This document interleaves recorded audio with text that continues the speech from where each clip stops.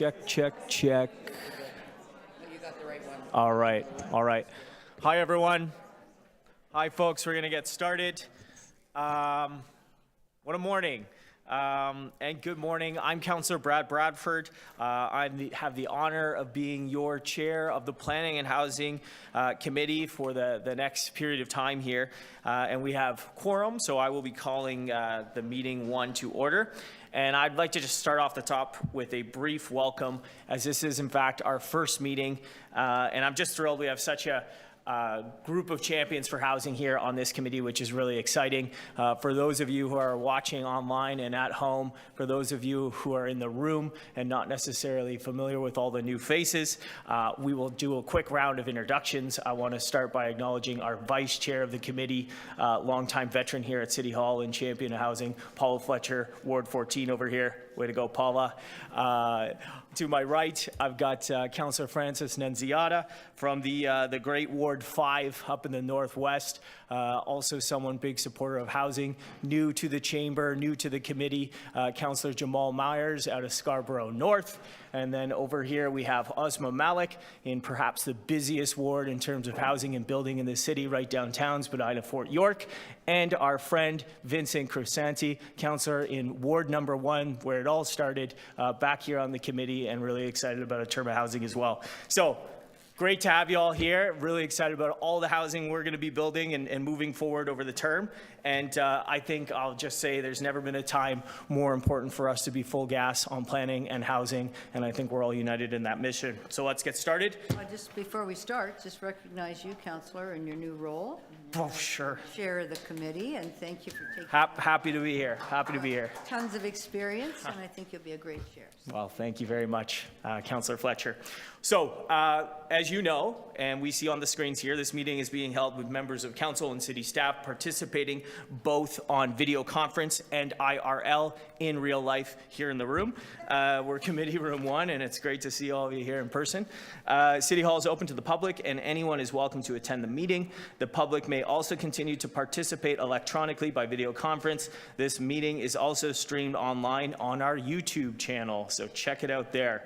The list of speakers can be viewed online by visiting the Planning and Housing Committee page at toronto.ca/council and clicking the speakers box for today's meeting. If you are registered to speak at today's meeting, please listen for me to call your name. I'll give you a call on speakers in the order that they appear on the list. And I ask for everyone's patience if we experience any delays or technical problems during the meeting. We do have an incredible group of staff here who have been doing this for a while now, and they'll make sure that we get up and running as quickly as possible. The city clerk has provided all agenda materials on toronto.ca/council and on the CMP, the clerk's meeting portal. Clerk's IT staff will be available to members here in the room and remotely if you need any help with your devices. All of our committee members are, of course, here in the room. And so I don't need to talk about remote voting because we're all here. And members, this is a paperless meeting, and I want to just remind folks that you still need to submit and approve your motions by email. Staff, of course, are here in the room with us to help with any motions. I'd also like to start with a land acknowledgement. Although we are in different locations and meeting remotely today, the committee would like to acknowledge the land we are meeting on is the traditional territory of many nations, including the Mississaugas of the Credit, the Anishinaabe, the Chippewa, the Haudenosaunee, and the Wendat peoples, and is now home to many diverse First Nations, Inuit, and Métis peoples. We also acknowledge that Toronto is covered by Treaty 13 with the Mississaugas of the Credit. At this point in time, I'd like to ask if there's any declarations of interest under the Municipal Conflict of Interest Act. All good? Okay, if you do have an interest, please raise your hand, unmute your mic, and indicate the item number and nature of the interest. Seeing none, let's proceed with the agenda review here.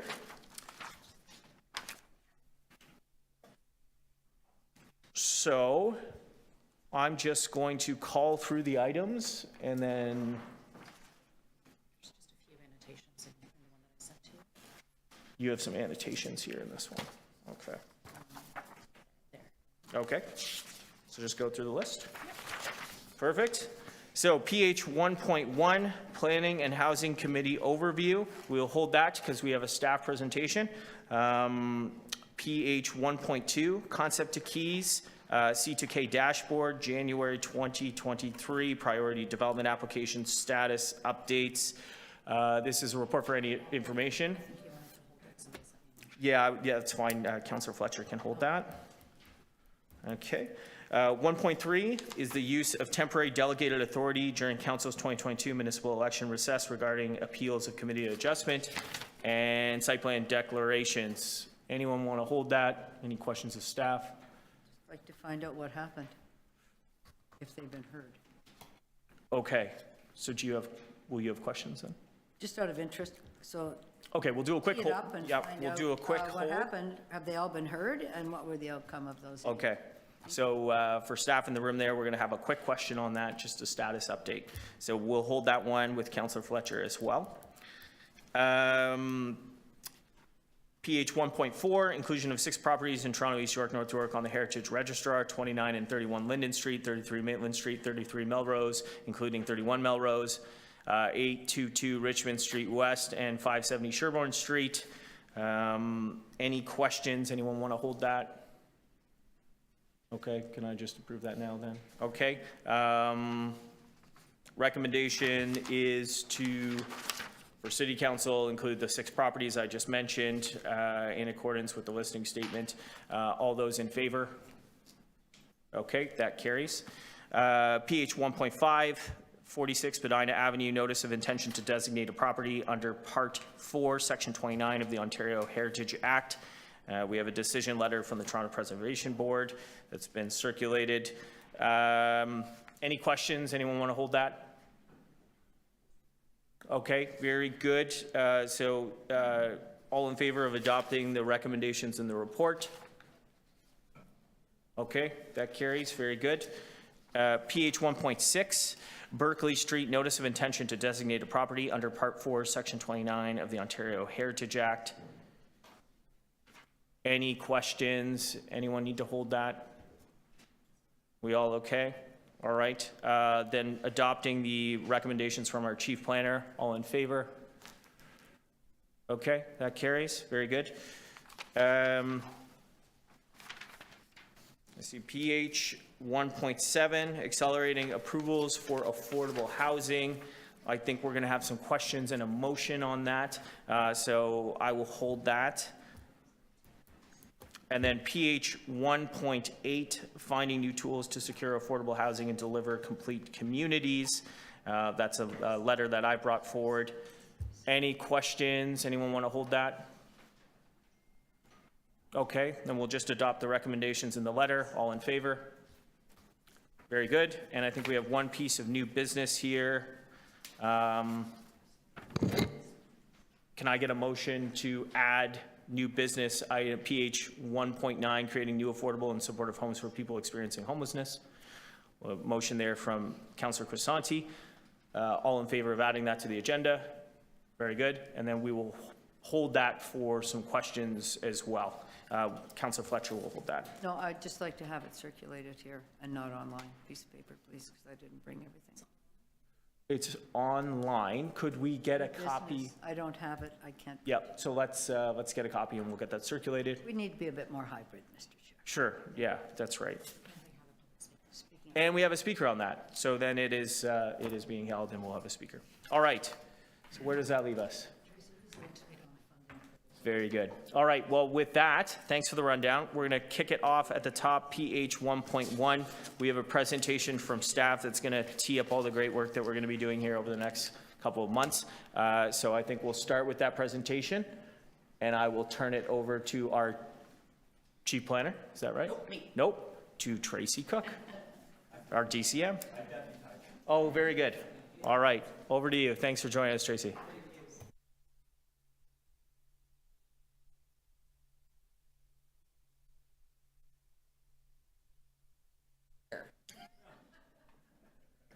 I don't normally feel little, but this is a unique experience.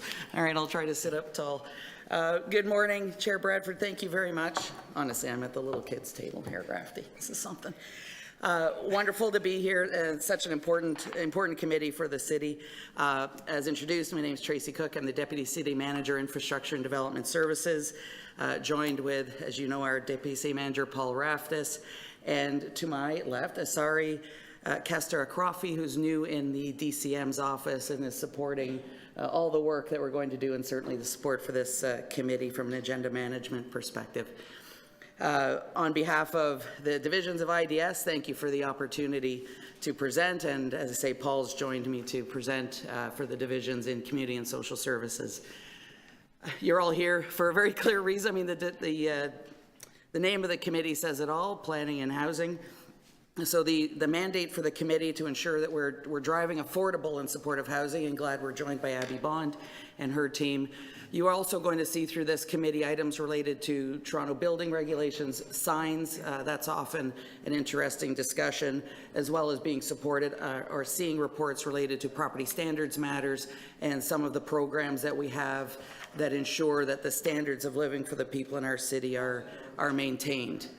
I would like to acknowledge, while they don't report into here, there are a number of divisions in the city that support and enable the growth of our city with Toronto Water, Transportation, PF&R, Parks, Forestry and Rec, and Engineering and Construction Services. Without them and the infrastructure work that they all do, we don't get the complete communities and enabling of the growth that we need. Just on that note, I would like to acknowledge, I don't know if he's online, but Michael DeAndrea is retiring from the city on February 17, significant hole to fill. We're certainly going to miss him and his leadership, but we know he's left a great team behind him, and that team will continue to enable the growth that we want to see in the infrastructure that we need. So I just wanted to take that opportunity.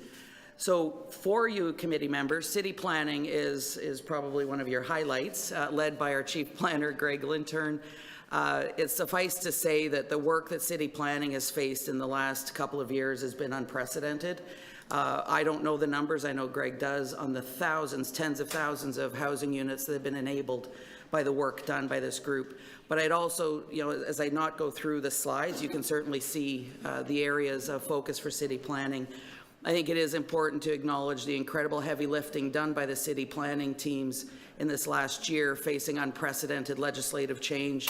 I see Carrie Voumvakis is here, her and her team, Kyle Canuck and everything they do in zoning. So just an incredible heavy lift by our city planning team, and this is an opportunity to thank them. I don't expect that the momentum or the volume of work that comes from city planning is going to decrease in any meaningful way through this year. So you will see as they come forward, many of the major initiatives that they are driving. Certainly there'll be more conversations around housing now, enabling housing more broadly with expanding housing options, and then very targeted study work as well in the Our Plan Toronto, the MCR, with the employment lands, inclusionary zoning, and the list goes on. You'll also be seeing from Toronto Building, and I'm pleased to be joined by the Acting Chief Building Official, Kamal Gonia. Will Johnston is staying on in the senior team to assist with some initiatives related to development.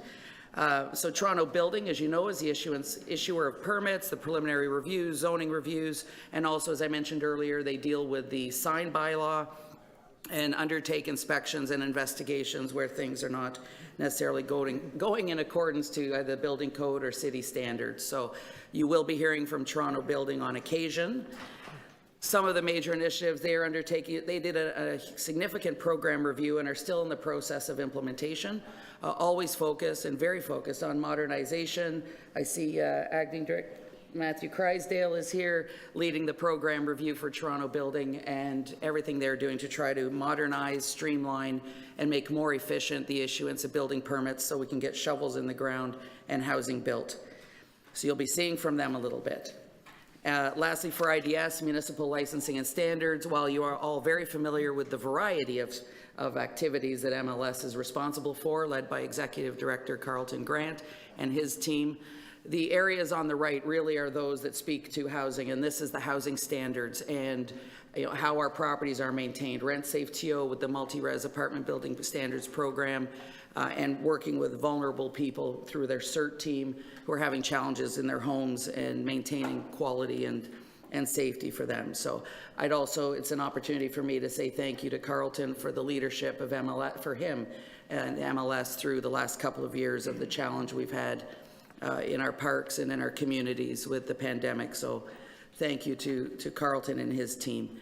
So for this committee, you will be seeing reports back on rent safe TO, as I mentioned.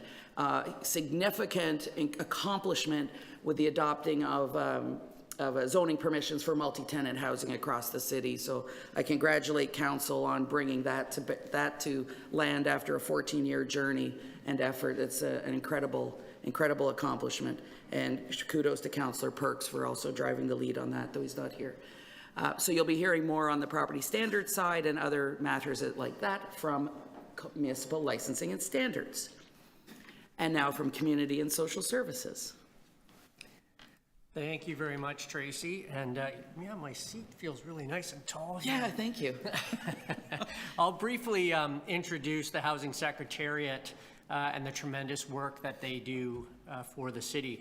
Ms. Abby Bond leads the team at the Housing Secretariat, which supports the city's and council's priorities to develop new homes, including affordable rental homes, improve housing stability, and preserve the city's existing housing stock. We are guided by the Housing TO 2020 to 2030 Action Plan, which provides a blueprint for action across the full housing spectrum, from supportive to rental and ownership housing to long-term care for seniors. Abby and her team will also be contributing to the development of the 2023 Housing Action Plan, which was directed by Council in December.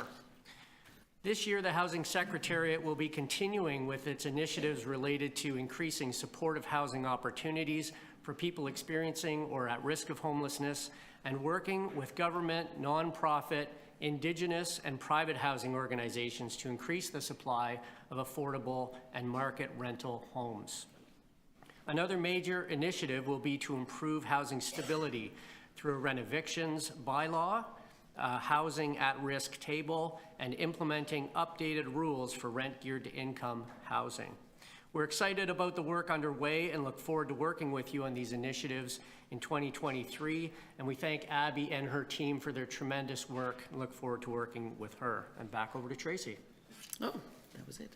So just for the 2023 work plan, I mean, we are working through the agenda forecast and working with this committee on the work you want to see coming forward, generally in the bucket of managing growth and enabling housing, but also, as I mentioned, with MLS and Toronto Building, more on the standards and enforcement side. So you'll see just references to a few of the items that will be coming through Housing Now, as Paul has mentioned as well, rapid housing, various area studies, and continued work to expand housing options. So looking forward to an amazing and very successful and progressive term this year with planning and housing.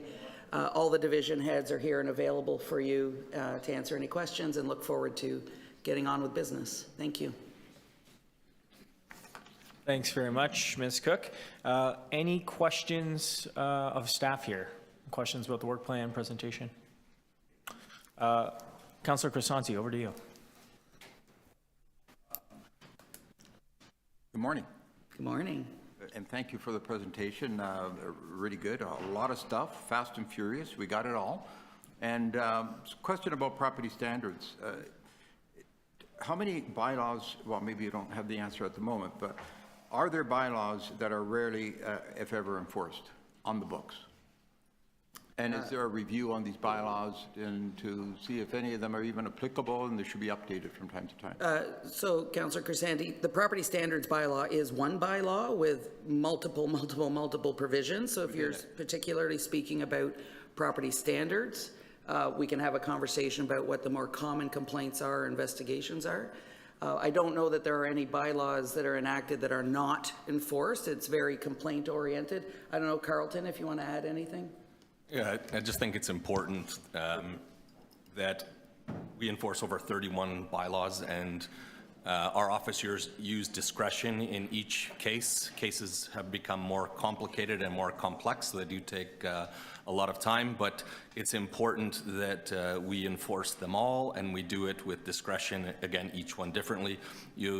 The Ombudsman, when she left, one of her last reports was on enforcement, and criticism of us for having a zero tolerance and enforcing to the letter. So we are asked and expected to enforce with discretion, but it's important that we do it with the objective of achieving compliance.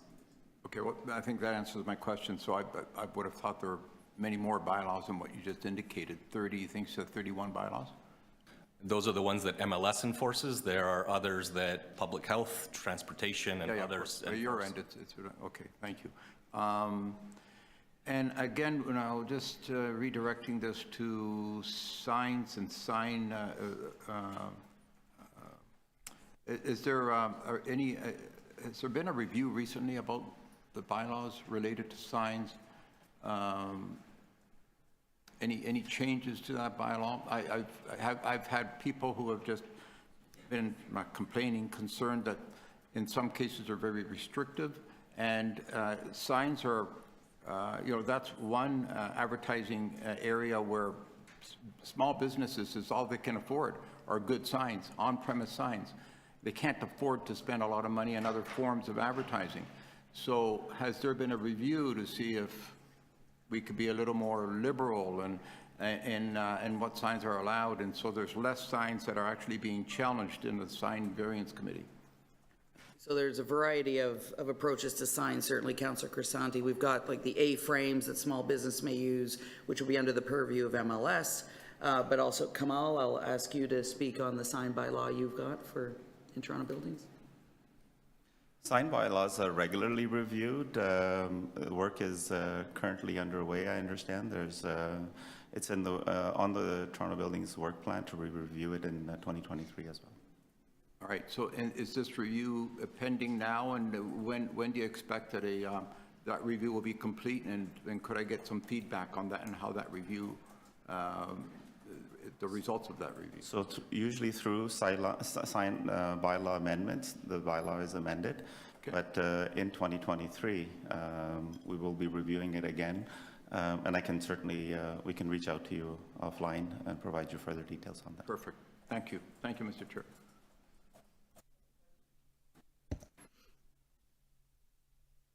Thanks, Councillor Crisanti. We have questions from Councillor Fletcher. Over to you, Councillor. Just raised a whole number of things, because now that there's not government standards and licensing, property standards very clearly for rent safe are here. But property standards for tall grass, for weeds, for just property standards that aren't related to a rental property, I'm unclear that they would be here. They will come here, And Councillor. the small signs, I understand big signs are going to be coming, well, the process for large approval of whatever the name of those signs is. That's through buildings, but I don't know if it's going to come here or community council. But A-frame signs on the sidewalk, I'm not anticipating that's here. No. So where is it? I believe it should be at Economic Community Development. Carlton, do you know? Have we gotten to that level of detail? Yeah, it's a great question. It's something we work with the clerks very closely on, of which committee it should go to. So depending on once the report is written and the subject matter in it, we work again closely with the clerks to determine if it should go to ECDC or to planning and housing. So previously, everything except rent safe and Airbnb went through government licensing, and is that correct? Can I just be clear, because now we're really got a lot of change here for you folks, for sure. Yeah, so you're correct, and thanks for that question, because it's important to clarify.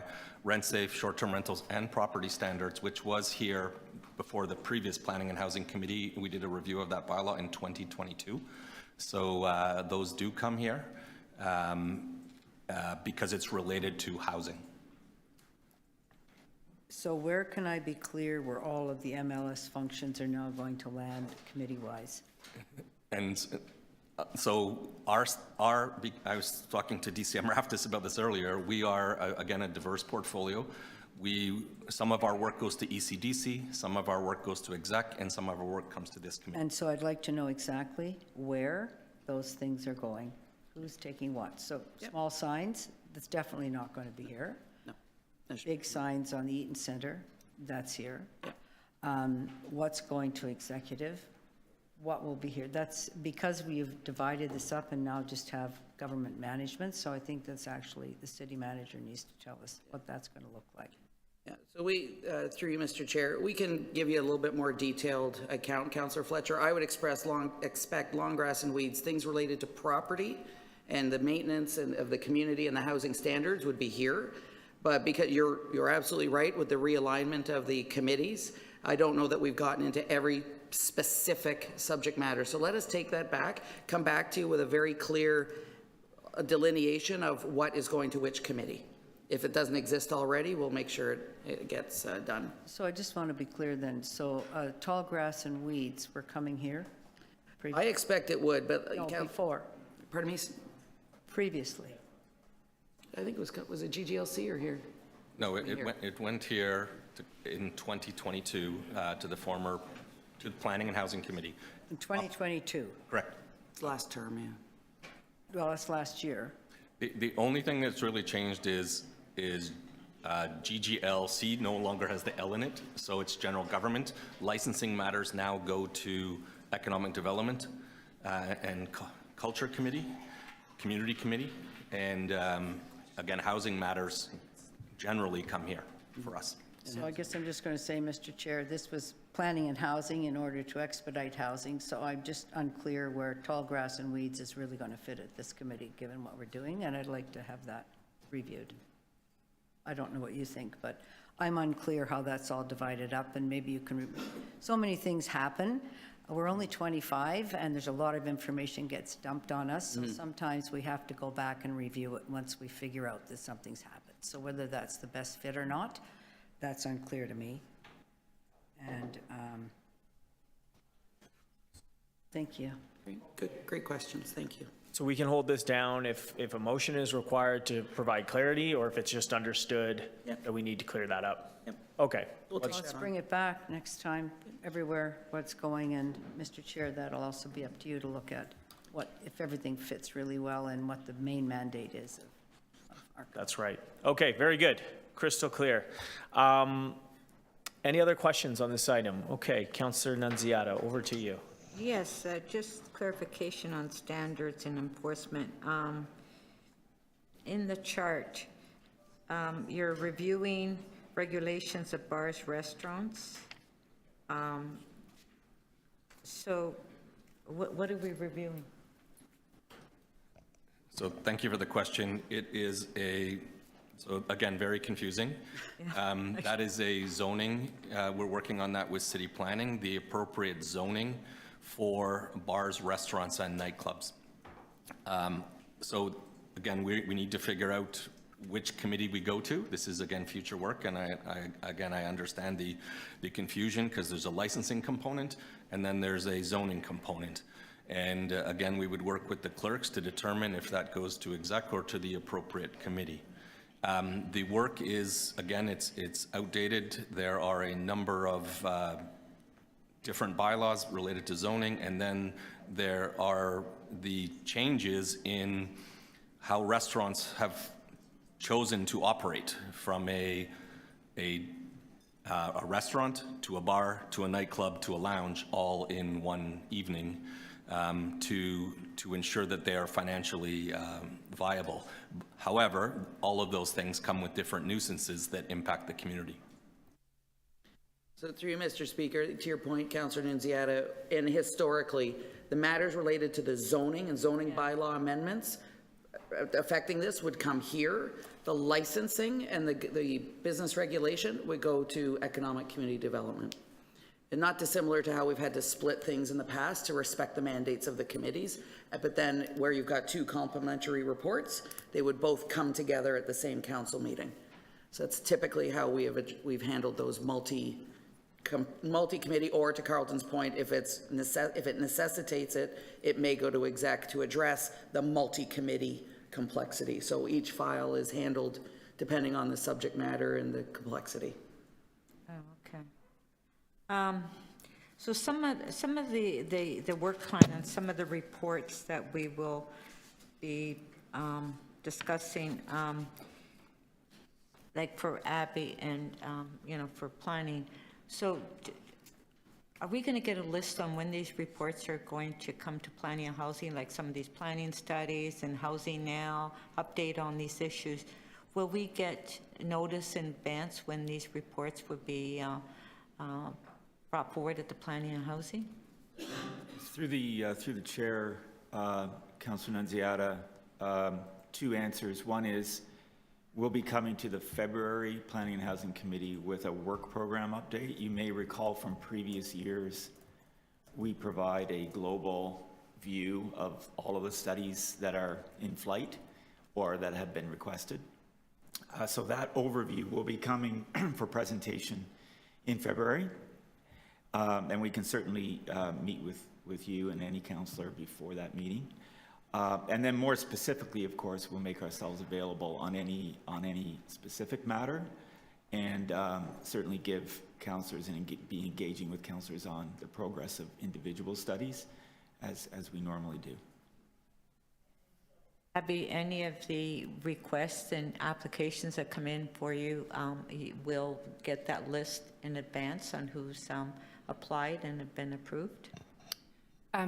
Through the chair, so I think primarily you're asking about open door applications that may be coming up in your ward. Right. And so, yes. Well, it's the whole city, not just my ward, but I think it would be good if we knew in advance which ones, who has applied and who's been accepted. Through the chair, thanks, Councillor. Yes, it's our intention to hopefully sometime this year issue a new open door application process. We had to put it on hold in 2022 because of the Bill 23 implications, which we're still working through, but we hope to bring something forward later in the year. And subject to that application, we would bring a report to Planning and Housing Committee and also make known to councillors which projects have applied. Thank you. Thanks, Councillor Nunziata. Any other questions? We'll do a second round follow-up over there, Councillor Fletcher. Just to follow up on the major initiatives report back, because I think it's very helpful to understand what the big pieces of our meal will be for the term, and the report back on rent safe TO, update on short-term rentals. I believe those need to be coming in Q1 or Q2 of this year. Can you confirm that, please? Our work plan currently has them in Q4. There's a lot of work that needs to go into to both of them. We will try to bring them earlier if we can. But again, we have a very full work plan, and again, we report to several committees. But I cannot commit to Q1 or Q2. I think, I'll just go back. I think there are motions from the previous term outlining when these reports should come forward. So I think that either clerks or your division, however that works, that the tracking works, or if it's not working, we could fix it, that's supposed to be coming earlier. So I'd just like to flag that for you, Mr. Chair, because you were on the committee last time.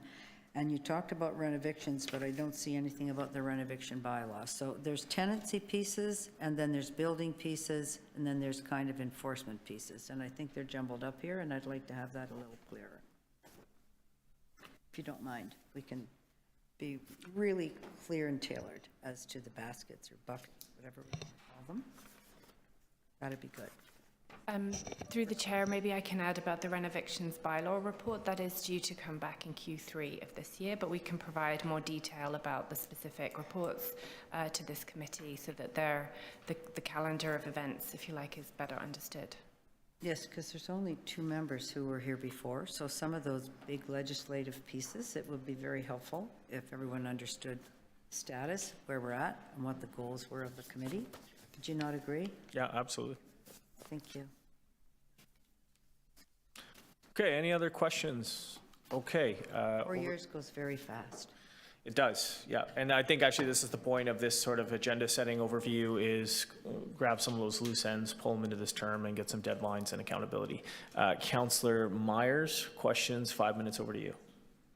Thank you, Chair. Through the Chair, just a quick question on clarification. Under major initiatives, could you just explain what you mean by fiscal responsibility? Sorry, through you, Mr. Chair, under which group? Page 6, major initiatives, the last bullet. Under Toronto Building? Yes. Yeah, so through you, Mr. Chair, there are a number of areas where we're fee recovered. Toronto Buildings being one, city planning with development application fees, so fee reviews and making sure that we are actually recouping our costs for delivering service. Okay. So that speaks to the fee reviews. Great, thank you. Thanks, great question. Okay, I'll just ask Councillor Malik, any questions from you? You don't have to, just if you want. No, appreciate the invitation. Thank you so much for the presentation. I guess what we're hearing is that the amount of work that is involved with meeting the mandate of our committee is growing, and particularly around issues related to tenant services. How are you growing the team? Which positions are you looking to fill in order to meet the demands of the work? So through you, Mr. Chair, in respect to development, certainly Councillor Malik, we've had approval from council to increment the number of positions, approximately 150, I believe, to address on the development application review side. You mentioned tenant services. I'm not completely clear on which area you're referencing there, whether it's within Housing Secretariat, or did you have something specific? Yes, I guess specifically programs like Rent Safe, right, which do require, you know, that physical presence and the people to actually hold the accountability on it. Right. Through you, Mr. Chair, I do not believe, you want to go ahead, Carlton? Go ahead. Yeah, thank you for the question. We have a dedicated position in Rent Safe TO called stakeholder engagement, again, responsible for leading stakeholder engagement with tenants and landlords. It is a very important part of the program. Sorry, just for clarification, there's one person? There's one person who leads it, but there are a number of people involved in the program itself. Can you give me a sense or range of how many people are involved in the program and if there is an intention to grow? I think there are 28 bylaw officers. There's a total of 35 positions in Rent Safe. It is a $1.7 million program. Again, one of the positions is stakeholder engagement. While they lead the planning and coordination of that, the supervisors, manager, and officers would attend those meetings with the public and with the industry to hear the issues and concerns that both tenants and landlords are raising. So all the positions related to Rent Safe are filled right now? That is correct. Thank you. Thank you, Councillor Malik. Councillor Fletcher with a follow-up. I have a little follow-up. This is kind of a bit more of a free-for-all. It's only 20 after 10. We don't have a big agenda. Let's fill the time. 28 out of 35. Is that what you said? You have 28 positions out of 35 that are attributed for Rent Safe? Could you clarify, please? Yeah, thanks for the question. The total Rent Safe TO is a dedicated team of 35 people, 28 of which are officers. Actually, sorry, 34 positions. There's a dedicated manager, 2 supervisors, 2 support positions, and a stakeholder engagement lead, and then the 28 bylaw officers. Okay. Earlier, when we were talking about updating on Rent Safe and updating on our Airbnb, the report back indicated that it's very busy and you don't have enough people. So I'm wondering how many people you would need in the budget in order to be able to dedicate more staff to these important areas, which isn't about building housing, it's about maintaining good housing. So I think that the team is the right size. The team that is smaller is the policy team that does the drafting of the report. That is where we are lean. And again, we have just alone last year, we reported back on 40 directives. We were directed in those 6 months, 67 other directives. We are asked for a lot. We do try to bundle it together and bring it back in a timely fashion. Also complete. I think it's important that you bring back a complete package rather than phase 1, phase 2, phase 3, phase 4. So that is part of our issue. We are staffing up right now. We have just hired a full complement in our policy team. So, but that's, we're in January. And again, there's a lot of work that needs to go into it. But the work on the ground with the officers that are doing inspections and audits of buildings, that continues and is a priority. Thank you. But just policy-wise, because we need to make sure we're using our staff in the most effective way, was there gapping in the policy team last year? Did you have gap positions or unfilled positions? What's the size of your complement for policy? Because you do a lot of heavy lifting here. And thank you for that, and thank you for recognizing that. We have 7 policy and development officers. We also have a researcher, and then we have a manager of this group. We have had a number of babies born in the past year in this group, and so while we didn't gap, we had people off having children, and we are now we are fully staffed up as of we brought people on in December and January. And again, they are hitting the ground running on these important projects, but there are long-standing, outstanding requests from committee and council that we're trying to get through and we're trying to prioritize, as well as deal with the new asks that are in. Rent safe and short-term rental, again, are very important pieces that will come here. Long grass and weeds, your comment earlier, we do not have a planned report on that, but I think the clarification is really important that it goes to the Property Standards Committee, and there's a role for that, but we do not anticipate bringing anything here on long grass and weeds. I want it to focus on the major initiatives and housing. So just of your 9, it sounds like 9 people. I would think that given multi-tenant housing, rent safe, short-term rentals, rent evictions, other things of that nature, tenant related, that you might need more people in that policy division given the amount of work that you've now been asked to take on.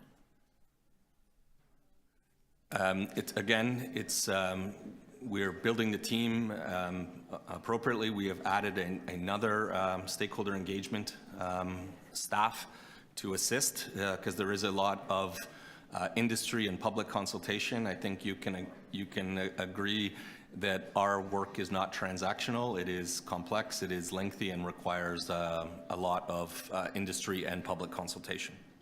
Thank you. Thank you, Councillor Fletcher. Are we good on questions, folks? All right, I think this is the opportunity where we can pivot, switch it over to speakers. Start the speakers list. Anyone want to talk on item 1 here? Going once, going twice. I'll just say a few words. Okay, very good. At the bell, Councillor Fletcher, over to you for comments.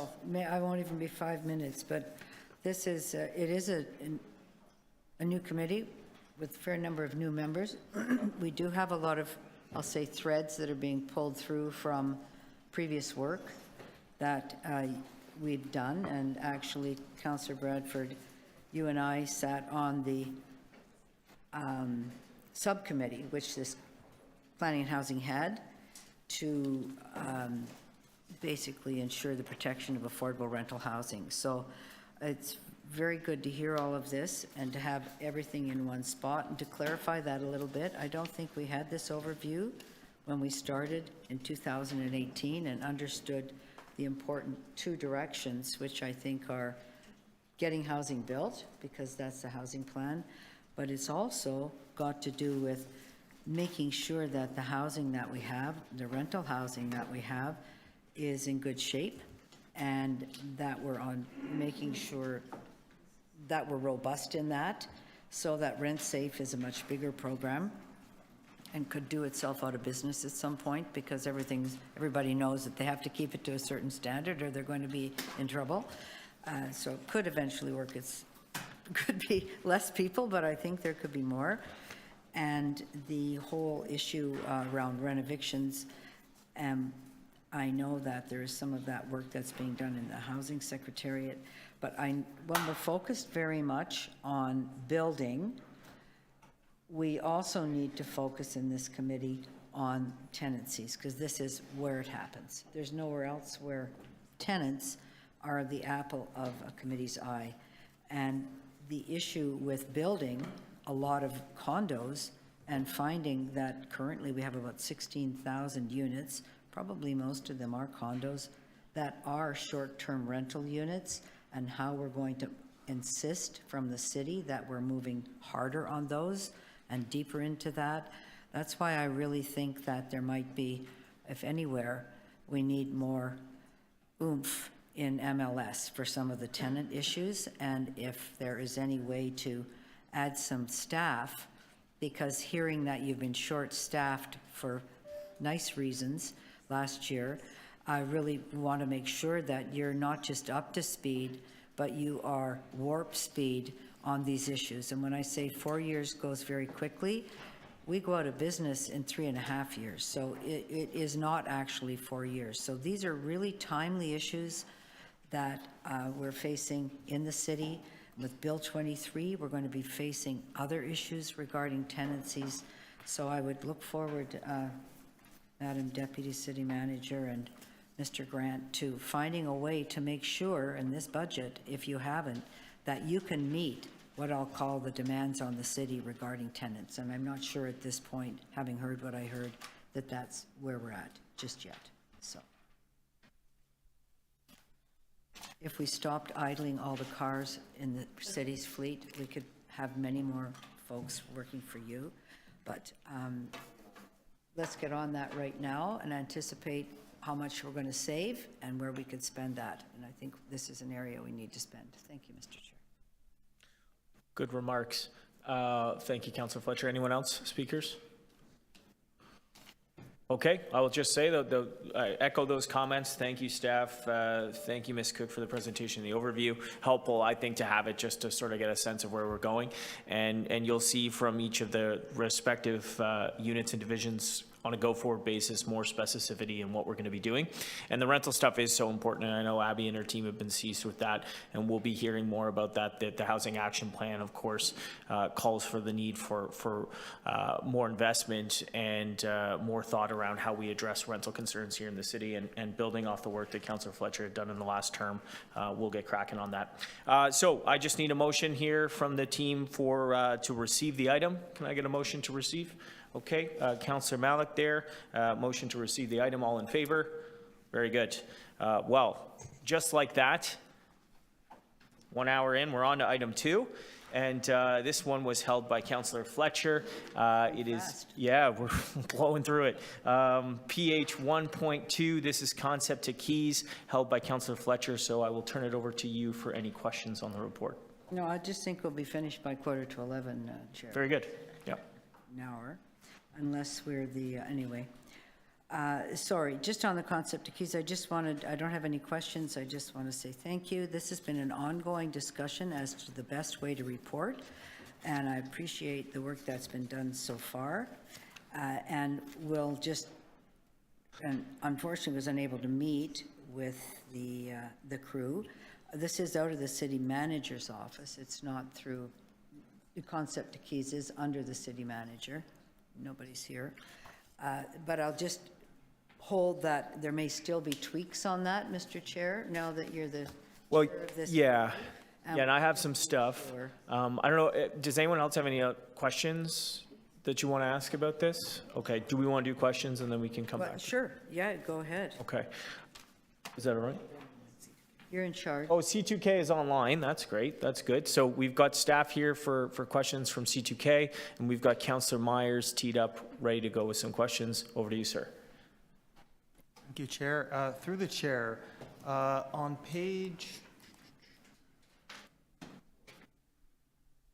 404, the first paragraph, since the launch of the PDRS in January 2021, 7 priority developments applications have received planning approvals through this review stream with 6 applications being approved since the last update on the C2K dashboard in July 2022. On average, do you know how much time is being saved on developments going through the PDRS review process versus the old regime?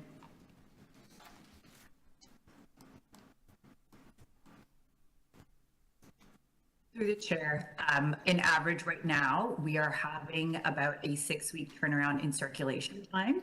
And so that's been a significant decrease in efficiency in the way that we're being able to work with the applicants and the city staff. Thank you. Through the chair, is this consistent with your expectations of how the program would work? Through the chair, sorry, just to clarify that, is that moving forward or how it was before?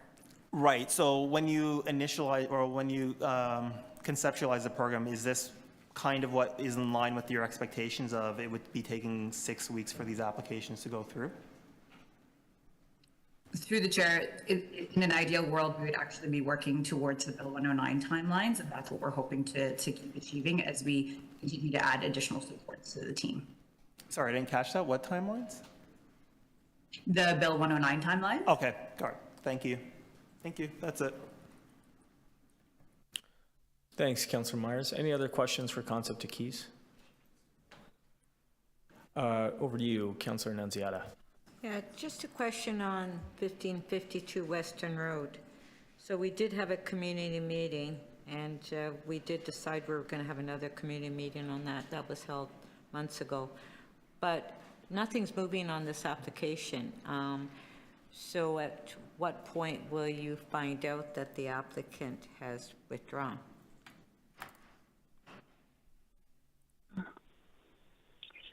Through the chair, Councillor, we've messaged back to the applicant about the additional community meeting.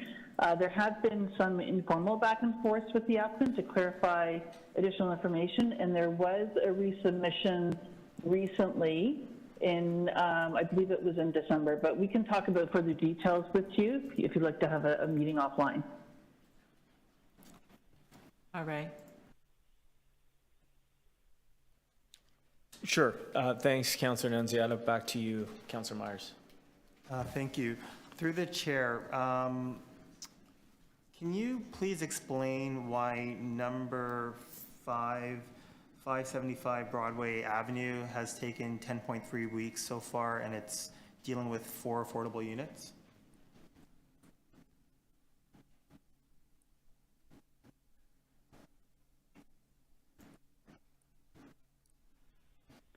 Through the chair, Broadview was a couple of different applications associated with it, but it's moved through more so than what it perhaps is shown on the dashboard. The notice of approval conditions is anticipated soon. Okay, thank you. And for number 6, 175 Comer Avenue, can you just give a bit of color on what we mean by requires attention? Through the chair, just to confirm that you're just asking about the clarification on the status itself. Correct. So requires attention is just indicating that work's required to address any of the issues that have come out from that application and that haven't been resolved yet. So if there's particular questions on that item, we can certainly take it offline, Councillor Myers, and speak to you directly about any of the applications there in your area. Excuse me, through the chair, I'd just like to add, Councillor Myers, that matter is the one and the only one of the modular housing initiatives that was appealed to the OLT. So the matter is currently before the OLT. So until the decision on the zoning bylaw, because the minister did not render a decision on the requested MZO, is given, site plan approval cannot be given. Got it. And one final question. Would it be possible to get the application dashboard a more updated version for committee? Because I think this was last updated December 16th.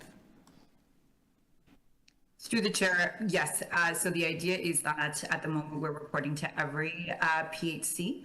And so because we need to make sure that the information has been sent through the AODA compliance and all of the information, that there needs to be a drop dead date before the information has been updated. And that's the most recent version. But again, if you would like a more up-to-date review of the applications within your ward, we can certainly provide that offline.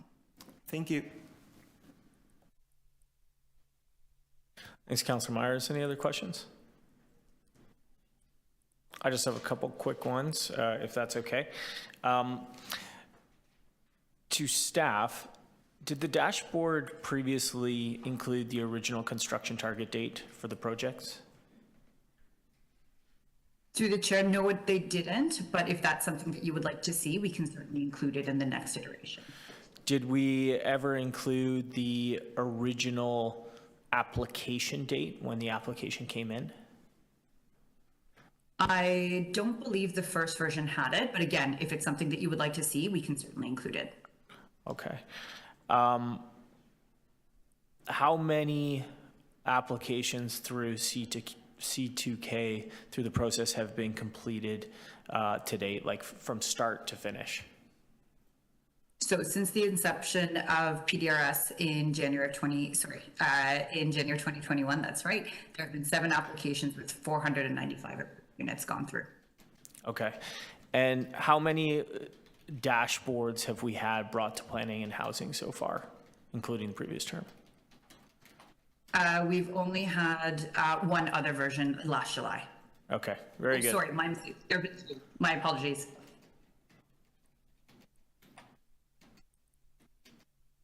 Do you want to correct that? Yes, sorry, I just wanted to correct myself. Yes, there have been 3 versions. Thank you. Okay. Okay, that's the questions from me. Do we have any speakers on the item?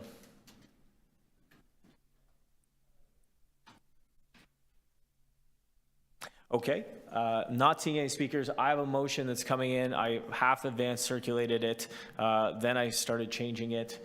Is that updated version in your inbox? Okay, then I'm just going to hold this item down for a few minutes. If you can, will we get that in? And we'll come back to that. It's just going to be a motion to include the application start and the target construction date so that we can see how this is moving through and how quickly it's moving through. That's the intent. So you'll see that in a second. It's posted online and I'll have it printed for the folks here in the room. So we'll hold that down. And we will move on to, if that's okay, PH 1.3. This was just, I think, a quick clarification requested by Councillor Fletcher. This is temporary delegated authority looking for a quick synopsis of the outcome of these items. So I'll turn it over to Councillor Fletcher for a couple quick questions. This is item 1.3. No, that's okay. This is the delegated authority during Council's 22. Etc. If you could quickly just tell me about that. Okay, it's Kelly Matsumoto from legal. I've got the matters. There are 8 matters total. 4 of them have settled. One of them was heard, was a contested matter that we won, and 3 are pending hearings. Okay. And these were brought forward, determined that they needed to be appealed. So that mechanism, I just want to ask that mechanism works, and particularly for new councillors, that when we go on our so-called break and we don't have any ability legislatively to advance something to appeal, staff have the delegated authority to do that. And also you are open to hearing from councillors about some of these sites, correct? Yes, some of them come directly to us from city planning. Others, councillors reach out, and then the chief planner and myself, previously Brian Haley, would discuss it, and then we would come forward. So yeah, it works. And it works. Yeah. Previously, it was the councillors didn't have any role at that point. Do you recall that? Well, there is a blackout period during up until the election day, where the councillor doesn't where the counselor doesn't get involved, but after election, up until when you all start up again in your roles, you can come and be engaged again. I'm sorry. So the counselor has no right to advance something to you even during that period from July 31st to October 24th? I'll hear from the chief planner on that. Or the DCM. Kelly, I'm looking at you because I'm trying to think of an example from this past year. Well, there's in the delegated authority that goes forward at July Council, it is set out that there is a period where which the councillor is not, doesn't go out and engage in the community, right? Oh, I'm not talking about engaging the community. Yes, I certainly understand that. I'm talking about being able to advance and advocate for a certain address and have to be listened to. Yes, so So let's be clear on that, because that was a change.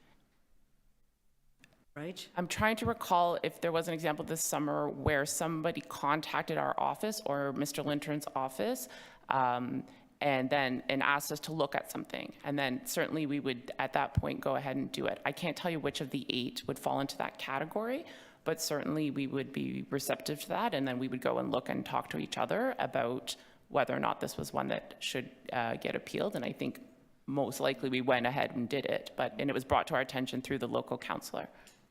I guess I'm just looking policy-wise here to ensure that that's part of the step. Given that first directive that went out to staff was that you're not allowed to speak with us during the election period. I think in my recollection through the chair, Councillor Fletcher, is that in your role as a councillor throughout that period, should we have been contacted, we would have, in the normal course, have proceeded with considering the appeal with city legal, and that's what we did. I can't recall of an instance where we didn't act in the normal course through that period. Thank you. Okay. Any other more questions, Councillor? Oh, yeah, just on that point. So even though the staff has delegated authority, do you not notify the councillor?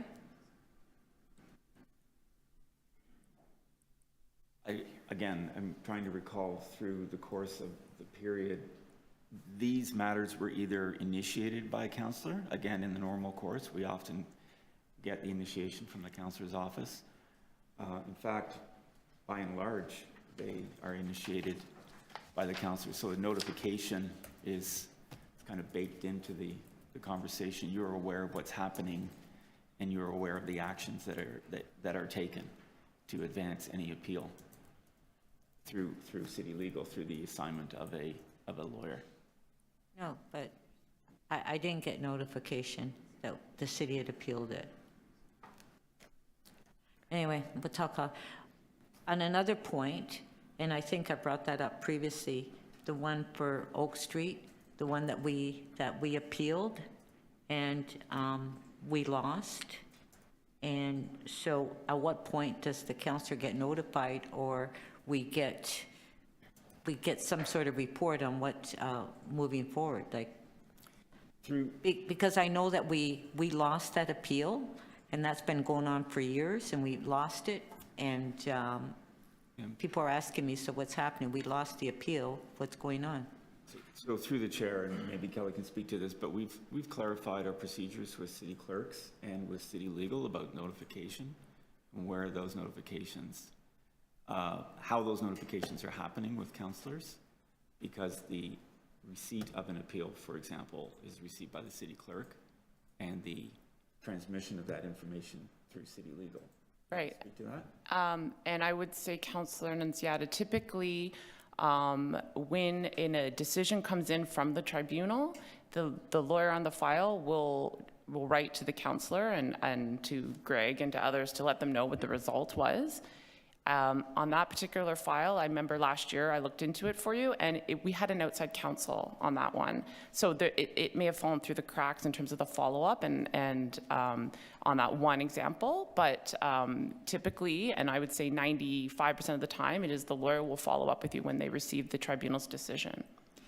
So it's, at what point do we get, because this has been like 5 or 6 years, right? I mean, this whole project, at what point do we get a report at council on updating us or letting us know what's going on? So, since we lost the appeal, right, like what's going on with the applicant? Because it's been 6 years. I don't know, once they have the permissions, it's up to them, you know, if they're going to move forward with the development or not. We don't. So you have not, so we don't get a report at council that we've lost this appeal when the applicant is proceeding. We don't get that. Well, no, we typically follow up with an email to the local councillor and to the divisions that were involved to let them know of the results of the hearing, and then and usually attach the decision to that. In terms of whether or not an applicant is going to follow through on the results of that hearing, you know, we wouldn't necessarily know until they come forward and approach staff for any conditions they need to fulfill or come to the counter to get their building permit. We can't control the timing on that, right? It's up to them. Okay, thank you. Thanks, Councillor Nunziata. Any other questions? Any other speakers? Okay, I think all of this is fine. Do I need a motion to adopt the item? Councillor Crisanti, very good. All in favor? Fantastic, thank you. Approved. We are going to jump back to 1.2. If I can display the motion on the screen. This was the piece about concept to keys, including in subsequent updates, the time of the application original submission and the time of construction targets there. So motion is on the screen. We're all okay with that? All in favor? Very good. All right, that's all I need. Excellent. Okay, moving right along here, we are going to jump to item 7, accelerating approvals for affordable housing. This was the letter I had submitted here for your consideration. I have held the item. And I know that we might have some questions of staff. Does anyone have questions? Might have questions of the mover. Hey, yeah, sure. When do we do that? I don't know. Is that on the back end? You can decide. All right. Councillor Malik, did you have some questions? Okay. Over to you, Councillor Malik. Thank you very much. And so my questions are to the Chief Planner. What are the deliverables of the report that staff will provide in response to the request? Through the chair, I'd ask Carrie Bumbakis to reply to your questions, Councillor. Thank you.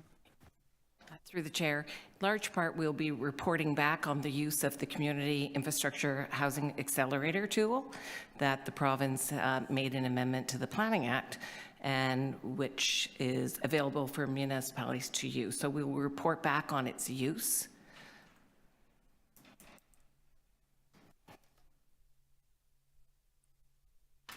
So I guess my next question is concerned with something very specific in my ward, the Quayside project led by Waterfront Toronto. It's planning to deliver over 800 units of affordable housing.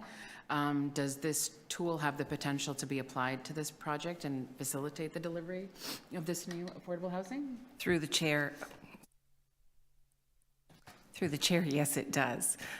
We'll be looking at it. The province has set out specific parameters for the use of the tool, and to be very candid, it's what we at the city have been doing through the Modular Housing Initiative, where we approach the province. The distinction between the province initiating an MZO and the new tool is that the request has to come from the province. So they formalized in large part the practice that City Council adopted and suggested that the province undertake when initiating an MZO. So the big distinction is the city initiates this as opposed to the province. After the staff report on the assessment comes back, are affordable rental housing projects such as Quayside going to be considered for potential use with this tool?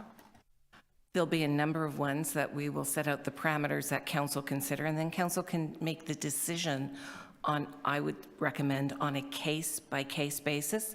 The big distinction between the community, the CHIA, I'm calling it a CHIA, versus a provincial-initiated MZO is that the province can attach conditions.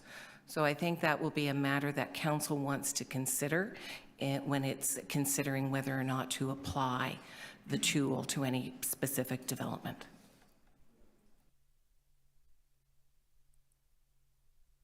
I think that's it for now. Thank you very much. Thanks, Councillor Malik. Just a couple quick questions from me. Does anyone else have questions? Oh, yep. Over to you, Councillor Crisanti. Oh, well, sure. Okay. Over to staff. So the city has worked with the province, is how I'm going to describe it, worked with the province on a number of key affordable housing projects, specifically our modular, to advance and expedite approval using the MZO process. What has our success rate been in terms of advancing an MZO and actually having that come through on the zoning to fast track our modular housing sites? Variable. The first two that we requested the province, it was record time turnaround. I actually don't have the specific figures, but I would say it was impressive. Our council made the decision, and within approximately 3 weeks, we had the minister's zoning order. The next grouping, we had, I'm going to say, variable actions and outcomes, where none of them happened within a 3-week timeline, which was unfortunate for the city and for the recipients of the housing. And one, the province did not make a decision on, and that was 175 Cummer. The province asked us to go back and do more consultation because they felt that the numerous meetings we had held to date was not sufficient. We undertook additional meetings. They still did not approve it, so we advanced that by a zoning bylaw, and as you saw in the C2K report, we still are awaiting a decision on it. And thus my comment that to Councillor Malik about using the tool discriminately and looking at the circumstances. And the key difference, I know I'm going beyond what you asked me, but in this instance with the new tool, the province can attach conditions. Under a provincially initiated MZO, they were not. They either accepted or they refused to initiate the MZO. So the CHIA, as we're calling it affectionately, would it be important for us as we build out this framework, and I'm sure this comes back in your relationship, to ensure that we had an understanding or an agreement with the province, if we are in fact requesting this city initiated going through the process, that they are in fact signing off on it? Because there's been a number of instances, and you alluded to 175 Cummer there, where in fact we have undertaken the tools that have been provided, and yet we have not been able to move forward with the housing for whatever reason. Would it be important for us to have an agreement and understanding with the province that if we are initiating, we are undertaking the work, going through the meetings and the consultation to advance affordable housing in the city, we do need it signed on the minister's desk? Correct. I would hope that the province would not do what it has done on some of our secondary plans in the past, where it has added or modified matters, or in this case, it would be adding conditions without consultation with the municipality. Okay, thank you. That's helpful. We'll look for the report. Those are all my questions. Over to Councillor Crisanti. Thank you, Mr. Chair. So I just want to understand better the CHIA tool. The CHIA tool would take the place of a provincial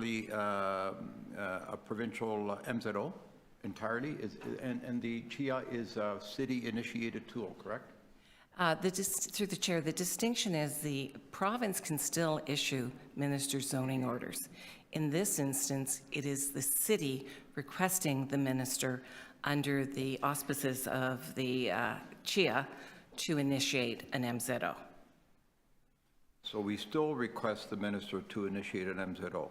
Correct, and there are a number of parameters. Sorry, the CHIA on its own does not deal with the, converting lands to converting lands from employment to mixed use. Through the chair, no, it would not, and staff would not likely not recommend that.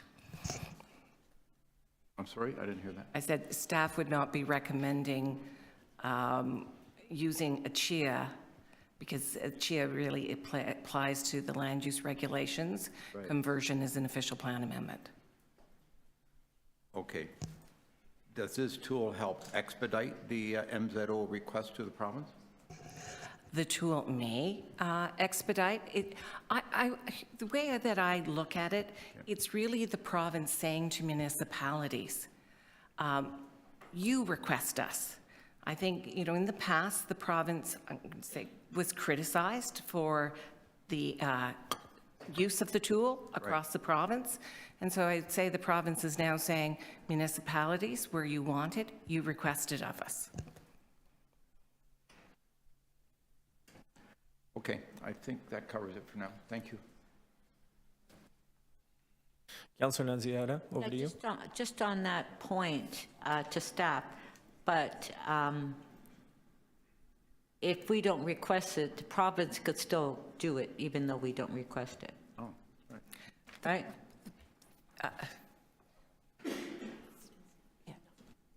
Are we talking just initiating an MZO? Yeah. Yes, the province can still issue an MZO. Even though we don't request it. Like That's correct. Right, okay. Through the chair, I think the past practice has been, and it's a fine point, but an important point, is that the province, from statements of the province, said municipalities of the province, if you want an MZO, please ask us for an MZO. That was their clear message on this. What they've done now is amended the Planning Act to embed what they've been saying, and they've turned it into a provision of the Planning Act. It's a nuance, but it's the only change really they've met, and the ability undertaken, and the ability to add conditions. We did write a report, I think through this committee, on the use of MZOs a year or two ago, I think, and because right after the Foundry matter, I believe, and council had asked us to kind of put some parameters around this whole situation. You know, what is it that we need to support the use of MZOs? It included community consultation. It included due diligence, making sure that if council was going to ask for an MZO, we had, you know, crossed our T's and dotted our I's, and that we were going in to the province with this request, with a fully thought out proposal. We certainly wanted them to act in the same manner, so that we weren't considering development projects in the city without fully considering infrastructure impacts and other impacts that we would normally have the purview to review and require and condition. So it's put some parameters around the rules of the game, if you will. Okay, thanks. Yeah, follow up there from Councillor Christensen. I'm sorry, just on what I just heard. So in fact, if we ask the province and go through the process of asking the province for an MZO, so then we still have to go through that whole process.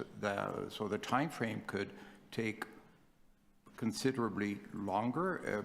I guess that's my question, or does it, compared to the province initiating the MZO themselves? Because when they do it, it's pretty quick. They decide, you know, we want to, designate this through an MZO, and that happens quickly compared to us initiating it. Is that correct? Is that what you're saying? It's variable. I will say the distinction between using an MZO and going the route of a rezoning is the appeal. A minister's zoning order is not appealable. A zoning bylaw is appealable.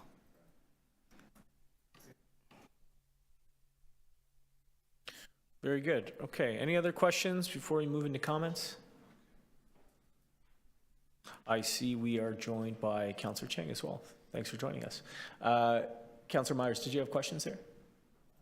Thank you, Chair. Yeah, I just had a question, actually. I don't know if this is the appropriate time to ask the question of the mover of the motion, which is you. So I'm just looking at the Habitat for Humanity letter, and I just wanted, and they had made the comment of adding permanent affordable ownership units to, is this 9? 7. Yeah. They had made the comment about adding permanent affordable ownership units to the bullet list of eligible projects eligible for accelerated approval. And I didn't see that, and I just wanted some clarification as to why we didn't add that. Yeah, it's, that's a good point. I have the letter here. There will be motions coming, amendments coming. So if you want to make an amendment, that would be a good one. Okay, thank you. Something to think about as we move in the next few minutes here. Any other questions? Questions from outside councillors? All right. We'll move into comments, speakers, and I think Councillor Malik, over to you. Thank you very much. I know there's no friendly amendments, but maybe there's small ones. So I just have a small amendment to, I just want to make sure that projects like Quayside are explicitly considered in this review. So adding that in there in this inelegant language, but including but not limited to the Quayside project at the end of this recommendation. That's great. Thank you, Councillor Malik, and we'll vote on that at the end. That's right. Yeah. Any other speakers on this? Do I have something coming in? Okay. Well.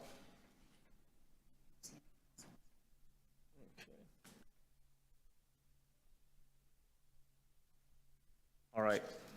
We'll stand that down for a second while the final motions come in. Councillor Myers, are you moving anything on this? No. Okay. Yeah, if you want to do that, I think it has to be emailed to clerks or. Yeah, Councillor Malik's in. This is the one responding to the letter that we have here from Ian at Habitat.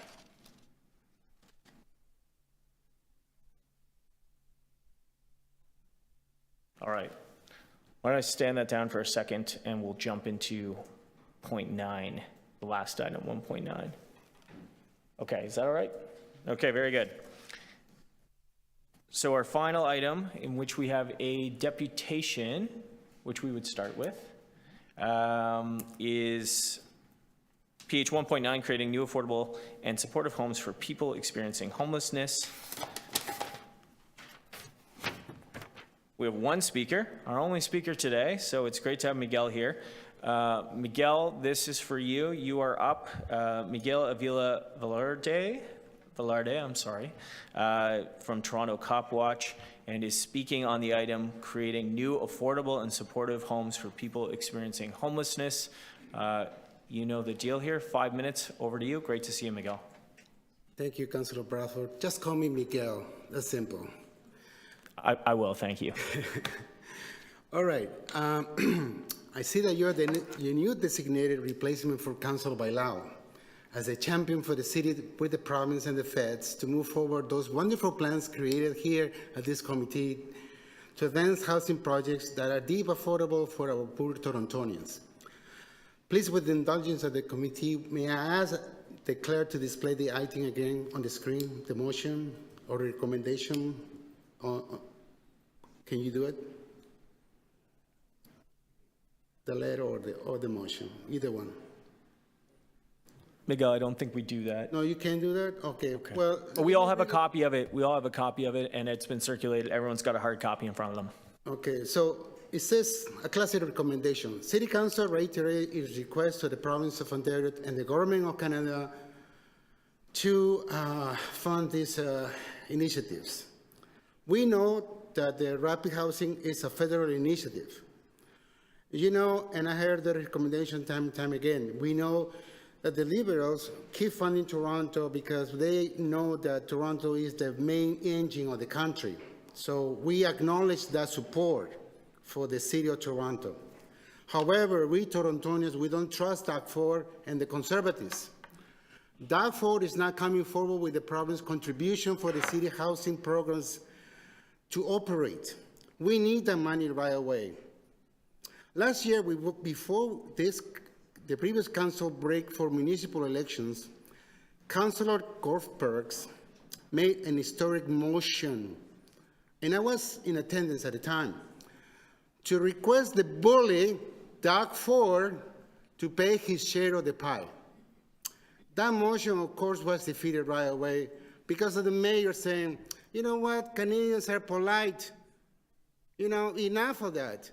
We have wasted our time sending out letters to Doug Ford, petitions, motions, everything we had launched direct at him, he has deviated or ignored it. This ogre at Queen's Park won't pay attention to people are dying on the streets. Miguel, can we just, some of the inflammatory language, ogre. I am in line with what I'm saying on the motion. That's what I asked you to put it up so you can understand. Some of the name calling, we'll just hold on that if you can. Well, I can't deny I'm indigenous, and I will not sugarcoat the truth. The public, he has given $300 million to the Toronto Police Services since the year 2018. But when it comes to the poor, what do? We had to ask. Or in other words, we had to beg for money so that the money to run these rapid housing initiatives is successful. Gord Perks' motion was real and honest. Everybody on Twitter was supportive of that motion. But many of these members in council that got reelected, shame on that, voted it down. So I want to bring to your attention two friends of mine. One, he lives in your ward, Mr. Bradford. His name is Davin, and he is an indigenous man.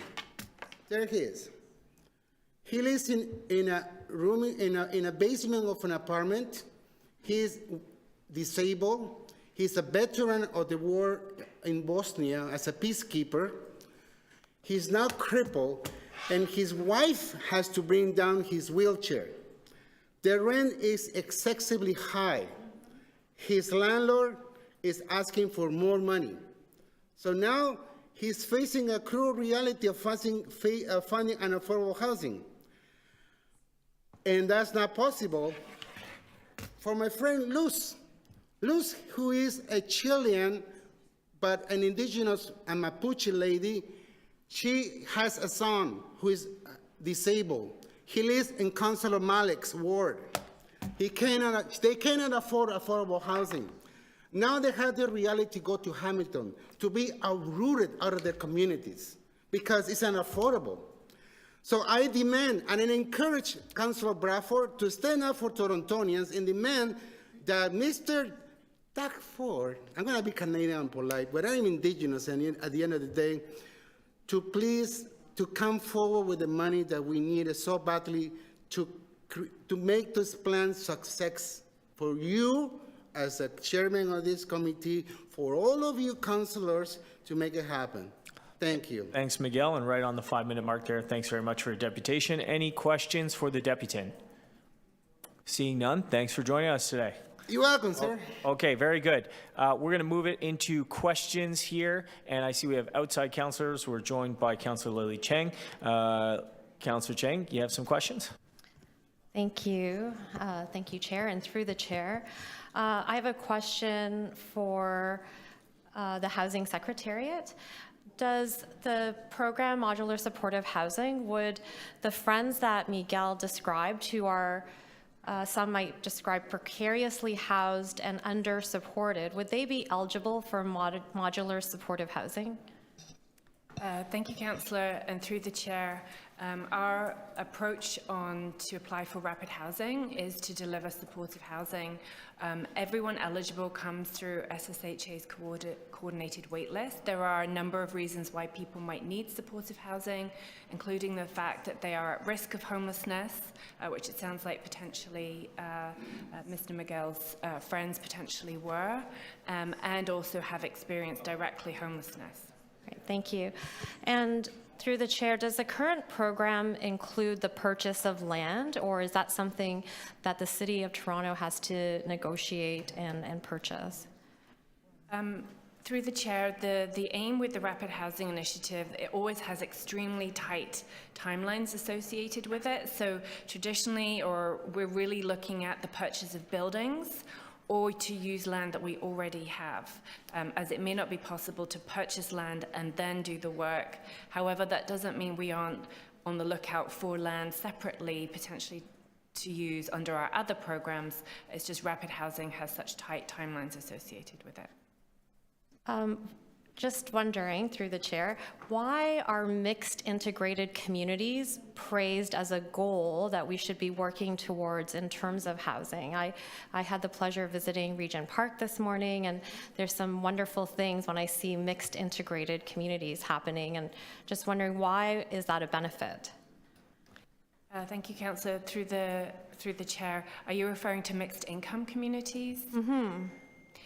So mixed income communities are really important. Toronto is a very diverse city, and really most of our communities are very mixed in terms of their incomes. They're successful because they enable people to, expand, live out their dreams, live out their goals in a way which is sustainable, and we don't see concentrations of poverty and decline in services potentially as a result. So they're kind of lauded. It's our goal to deliver mixed income and mixed communities. And traditionally, we've been really focused on also transit-orientated mixed income communities as well.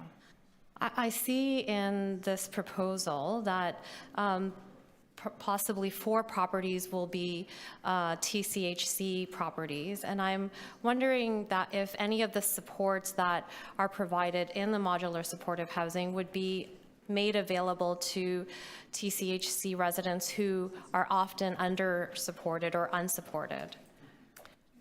Through the chair, yes, we work closely with TCHC on the current 2 sites that we have as modular housing, and certainly we'll be working with them. If there are residents that are living in TCHC that need more support, they can come through our coordinated access process, and we can prioritize them for housing in the new supportive housing.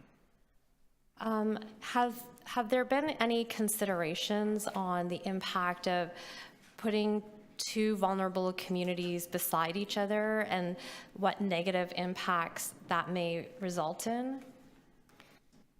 Through the chair, our supportive housing program is designed to deliver supportive housing in every community across the city, in recognition that we need both mixed income and mixed populations, and we need options for people who need supports everywhere in the city.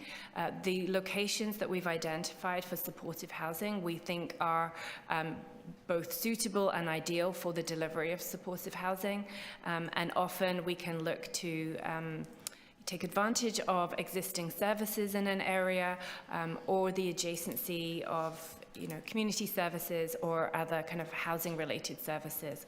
But we've put a lot of effort into making sure that the locations are sustainable over the long term and will result in positive outcomes for the new residents there and any adjacent residents. And what kind of voice will be provided for the current residents in TCHC, or have been in the existing partnerships, in terms of ensuring that their concerns are addressed and that any programs that are rolled out include them?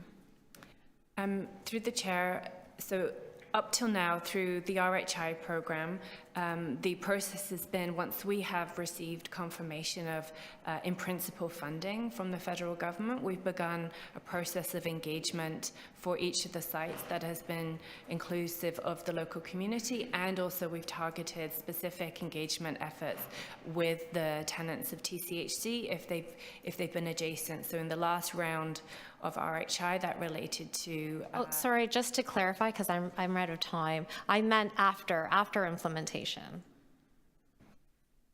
Through the chair, sorry, so your question is about engagement or how residents can have their concerns heard if there are incidents, that they have a mechanism to participate in the rollout and in problem solving. Thank you, Councillor, for the clarification. I understand. So the two sites that we're working on, neither site is operational right now. So the Dundalk site, the modular units will be craned in later this week, which is exciting. And as you know, the Cummer Avenue site is on hold pending the outcome of the appeal. So once those sites, we're getting towards operations, then we will initiate a community committee, as we've done for all of the other sites, and we would be seeking and would welcome TCHC tenant involvement in that committee, and that's a great way to ensure strong dialogue and a relationship with the new building. Thank you. Thanks for joining us. I think we can move it back into committee. Any questions from folks here?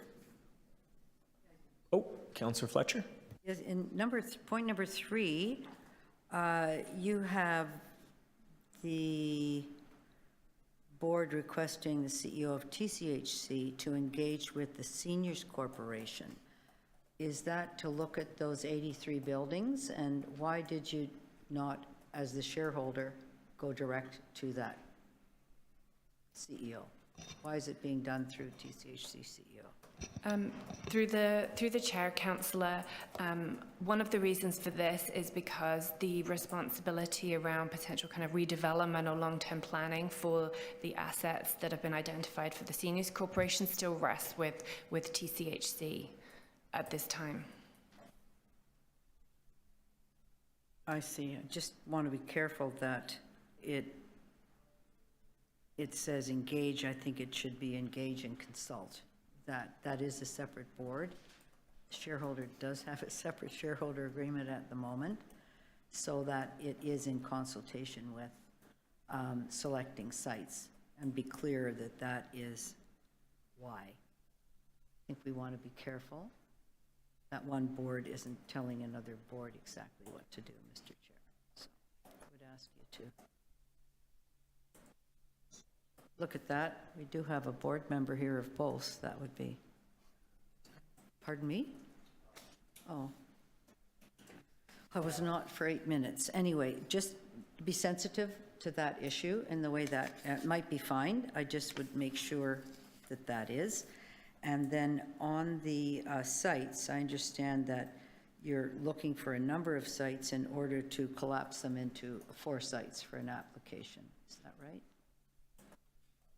I mean, I'm asking you because it's your letter. Yeah, that's right. They're looking at a number of sites, and it could be up to 4 sites, but... Up to 4? Yeah. Or is there a hard cap, or is it just up to 4? At least 4 potential suitable sites. Okay, and then Ms. Bond's talking about the Community Liaison Committee and those pieces once it's been selected and started. I think I'm going to, and is it Create TO that has carriage of the modular sites once they've been determined? How does that work? Through the chair, I can answer that question. So Create TO have been assisting us with the due diligence of the sites up until the point that we make the decision to make the application for RHI. And then in terms of the delivery of the site, we've been working with our CREM colleagues on that. Just part of a site overview is actually, if you obviously have some idea, or are you just starting at hunting and pecking, or have you got some general idea of areas that might be suitable? Through the chair, councillor, are you talking about the TCHC sites specifically, or any site in relation to? Well, I'm talking about the letter, so it would be TCHC sites. Through the chair, so for the previous rounds of RHI, we did go through a fairly substantive engagement process with TCHC. So we do have a number of sites that we're aware of that may have potential, but obviously through further dialogue with them at this time, as we really zoom in on this timeline around getting an application in for mid-March, there may be other sites that come up through that conversation. Yes, and then there are other sites in your letter, Mr. Chair, that are just in general rapid housing sites rather than simply TCH sites or senior sites? Yeah, absolutely. There will be a submission and an application, is my understanding, for a multitude of sites across the city from different agencies and city-owned land, surplus sites, and TCHC. Right. So a variety. And so a variety. So I understand once they've been selected and working with the community, but I think I'd like to be a little clearer, and might do that at council, to be a little clearer on work ahead of time to create a positive vibe, I'll just say, around housing and the importance of housing. So it's not surprising, and that we don't run into some of the problems that we have run into in the past, which you've also run into. So rather than decide, announce, defend, and there needs to be some very thoughtful work up front in understanding where the potential locations are and how those conversations can take place ahead of that selection. Would you agree with that? It's a good idea, broader engagement around the program, the need, the potential areas where we could be doing it, which of course is across the city, and just really making sure everyone's understanding why we're doing it, what it looks like, what the track record's been to date, those sort of things. Yes, because, you know, there might be, unless there's a brand new site that nobody knows about, everybody kind of has an idea of where the zones would be. So Sure. what would that look like? Right. And how would that be rolled out, and how would that be overseen? Because I would have to ask if you'd agree that it hasn't been done as well as it probably could have been done. Yeah, new program, been some lessons learned, I think, in both phase 1 and phase 2. And as we do more of this, and we're now into phase 3 of RHI, I think there's been lessons learned from the previous 2, and we can do it better, and we ought to. Thank you. Yep. Good question, Sarah. Anyone else? Councillor Nunziata? Yes, I guess to the chair. So in your report, you mentioned as also pivotal that the federal and provincial government invest their surplus land holdings. So what do we mean? Like any surplus land that they have? Even if it's employment land? I think broadly speaking, it's no secret that the federal government and certainly the provincial government have extensive land, surplus land that could be better leveraged for housing, variety of uses, and we obviously have tools to take things through different rezonings. We were just talking about that with the CHIA. They can obviously MZO things. But the point is the City of Toronto has done a lot of heavy lifting, leveraging our biggest, best sites for maximum housing, and we just have not seen the same response from the provincial and federal government stepping up. You know, you can point to Metrolinx, which has seas of parking lots surrounding new transit-oriented communities. None of those have come forward as housing sites. You look at LCBOs across the city, and in fact across the province, none of them have housing on top of them. And the federal government has done land inventories identifying their sites also. So the sentence there, less relevant to the recommendations pertaining to the work that the City of Toronto has been doing, continues to do, but it is a subtle nod there that we would welcome them to bring their lands forward as well. They really ought to. Thank you. I think she asked about lands that needed to be rezoned, and you know, that's what Whether we're that's what putting housing rezoning. on employment lands was the question to you. Yeah, was that the question? Is that in your letter? Is that your? No, it's not in the letter. Not in the letter, I just asked the question. It's surplus land holdings. But you asked him a question on that, and I'd like the answer. Councillor Fletcher, to be honest, I would like to see if the province or the federal government wanted to bring their surplus lands forward, which we haven't seen. I would like to have a conversation with them, about the lands that they want to make available to build affordable housing. Haven't seen it yet. Talking about the zoning for employment. No, I know, but like, Are let's you have a aware conversation. that we asked a formal motion for them to identify their lands, and Oh, they yeah. still haven't identified them? That's right. But I Would simply love to don't see want, it. I'll speak, but I want this to be a Sure. reason. Are we in speaking? Let me see if there's any other questions. All right. We good? All right, over to you, Councillor Fletcher. I do appreciate you bringing this letter here today, because I think really Oh, I wanted to speak, sorry. Oh, okay. Yeah. All right, we'll go outside councillors, and Sorry. Councillor Chang, thanks for joining us. Over to you. Thank you, Chair, and thank you, fellow councillors. I am someone who gets phone calls from people in my community. I've spent several years working with, caring for people who live in Toronto community housing. And so often they're cries are not heard. And what is concerning to me is how speed is dictating our decision-making. The federal government puts out this program, and now by March we have to identify lands, and yes, we have a crisis, yes, we have to respond quickly, but as you know, speed often results in bad decisions, and some things, once you open the can, you can't put it back in, and I worry about this idea of leveraging land beside existing vulnerable communities, especially the stories that I've heard from people living in poverty, moms who are afraid when their children are being lured into gangs, or moms who are afraid when drug dealers are targeting their kids to lure them into addiction. And so, to me, putting two vulnerable communities together is not a sustainable idea. And if we are moving towards mixed integrated communities, if that's a gold standard we are wanting to work towards, those lands can be developed in different ways. I think Regent Park is a wonderful example where you have private corporations that have developed mixed integrated housing that has added value to the residents who are already there. And I'm not sure this model adds value to the already vulnerable people who are living in TCHC. And in addition, previously, TCHC provided a lot of support for residents. I hear about programs that previously brought recreation and classes to people living in these communities. And as you know, when funding dries up, we end up with a ghetto. And I'm worried at the high cost that these supportive housing projects require.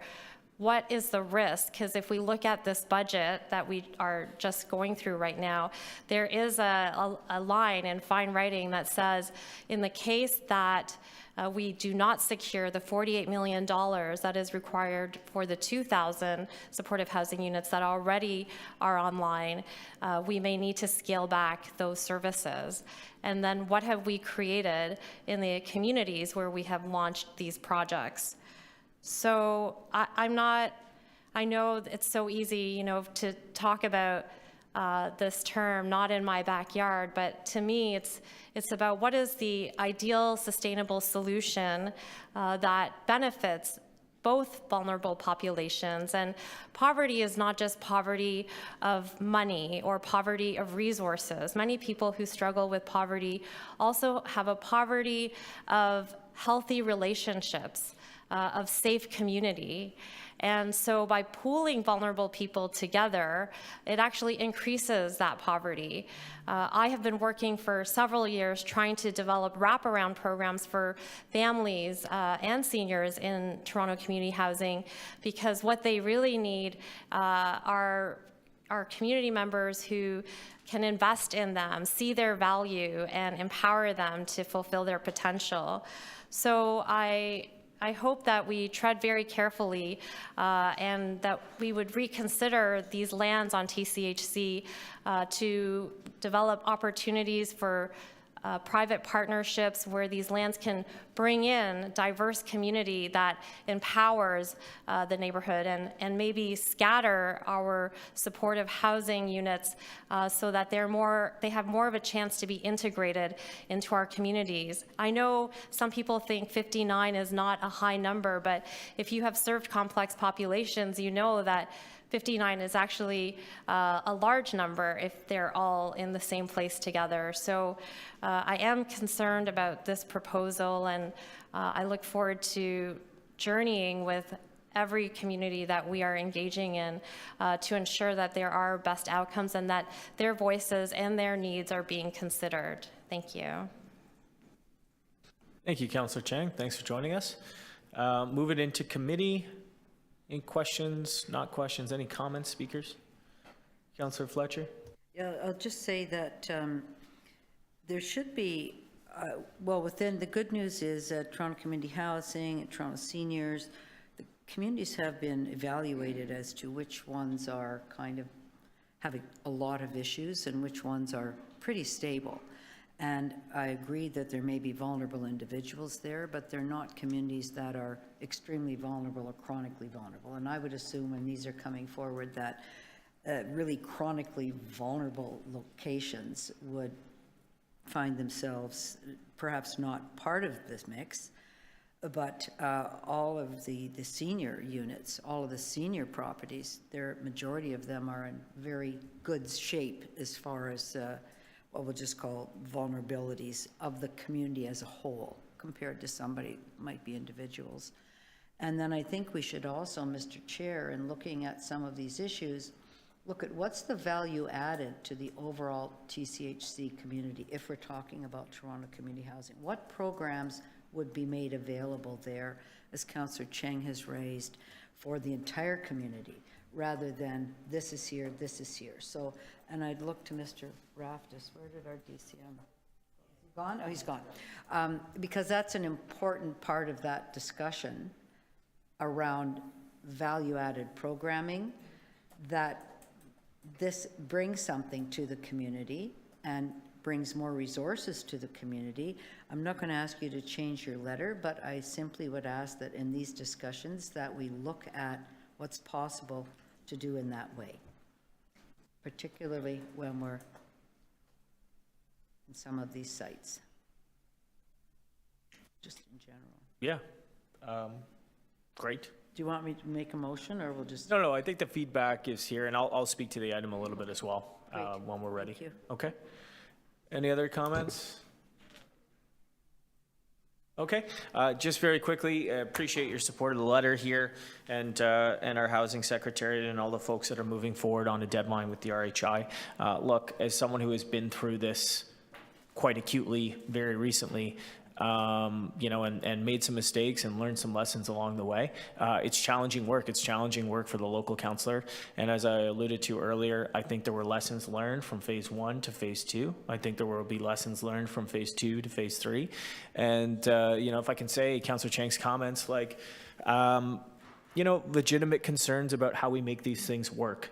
I think we are all united, and what I found in my experience in East York as well, like the community is united. We have different views on the project perhaps sometimes, but like everybody actually wants it to work. Everybody wants the project to be successful. And so, you know, taking the concerns seriously, not dismissing concerns, thinking about ways that we can be responsive to the feedback that we're getting, thinking about, you know, the additions and some of the programming in a collective way on some of these more complex sites where you have integration of different populations and groups and neighbors, and finding ways for that engagement that Councillor Cheng was talking about. I found that a lot of that work took place through my office.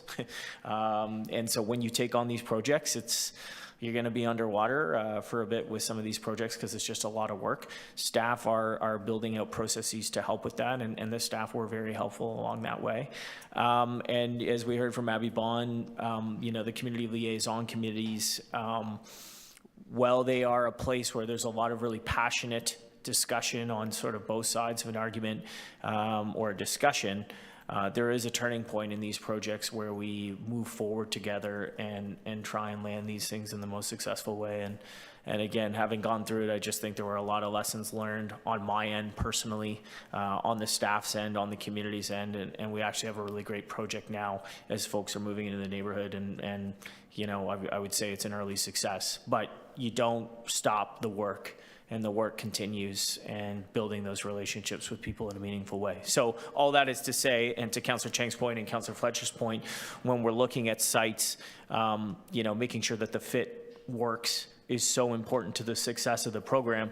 And so that when we go into phase 3 and when we go into phase 4, we have learned the lessons from the trials of the earlier projects to make sure that they are successful and work better. We are always trying our best to make the projects work better. So that's the intent. The feedback is well received. I think all the key staff are in the room here, and we'll continue to work on it. So with that, can I get just an adoption motion to adopt? I'll move it. All in favor? Very good. Thank you. That carries. And we're just about ready to go. We're going to jump back to 1.7. and I think Councillor Myers, you understand this, the letter has been reposted to reflect the comments there. We have Councillor Malik's motion, which is a good one to capture the Quayside piece there. So we will put that up, and all in favor on this? Excellent. Item as amended. Okay, very good, carried. And that's it.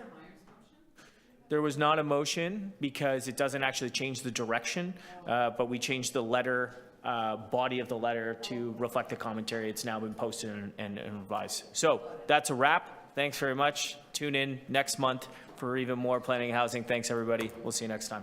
2 hours. Yep. Yeah, very good.